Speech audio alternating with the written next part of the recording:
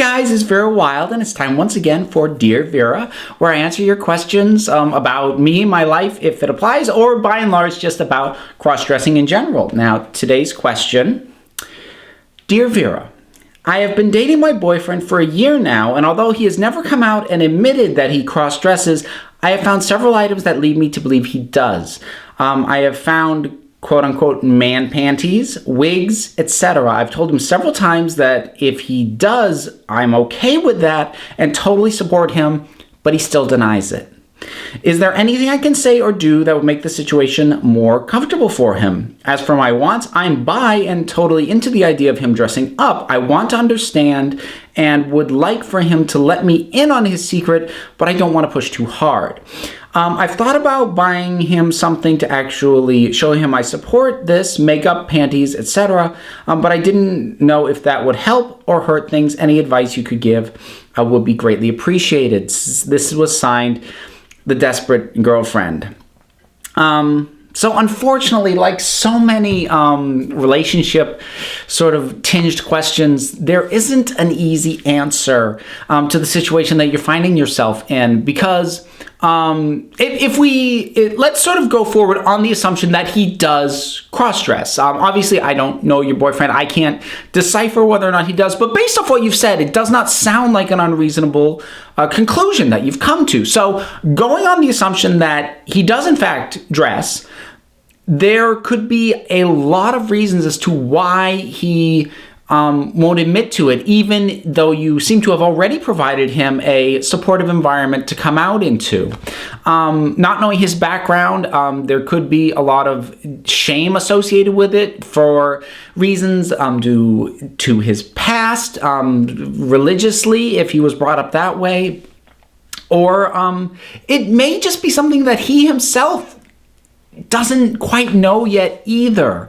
Because obviously for myself, I know what I am. It's easy for me to talk about it at this point, but if he's still trying to figure out, even if he has bought stuff like wigs or feminine underwear or what have you, he still may not know what all that means. And not having come to terms with that himself is maybe part of what makes him more reluctant to talk to anybody about it.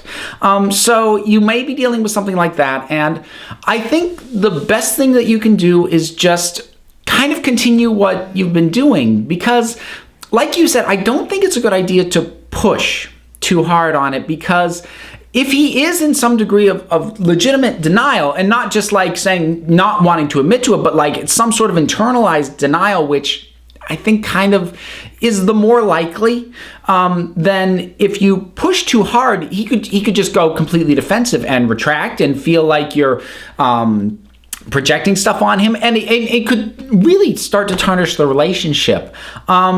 So unfortunately, if he's not ready to come out, you can't make him ready if he's not. So as far as the idea of getting him stuff like makeup, that might be a little too, I'm trying to think if there is more of a middle ground. Well, maybe something like a joint girls spa day. Take him out for a manicure, for a pedicure, for a facial, which is fine for men to do. You know, he can get a manicure without getting, long nails or getting his nails painted, and he can get a facial, but it's generally considered a more feminine experience. So maybe something like that that you can share with him might help ease him in a little bit more into understanding that you are offering him a safe space to explore and express a feminine side within. I do think it's probably pushing too hard to actually get him female underwear or whatever at this stage. You might be able to build up to that point.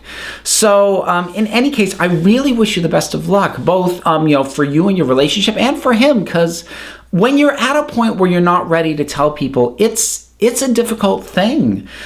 So I wish you both the absolute best of luck, and I'd be happy to hear from you again if you want to let me know how things have or haven't gone. And I don't have to share that publicly. I myself would be happy to hear. So I guess that's going to wrap up for this one, guys. If you have questions for me, you can leave them down in the comments. You can message me directly on YouTube, or you can email them to verawylde@gmail.com. I hope you'll also take a look at my Patreon page, which there will be links for at the end of this video.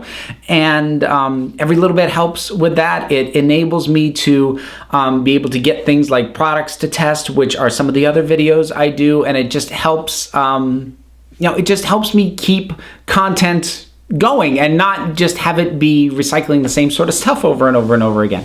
So I think that will about do it. So that's it for this one, guys. Until next time, keep those questions coming.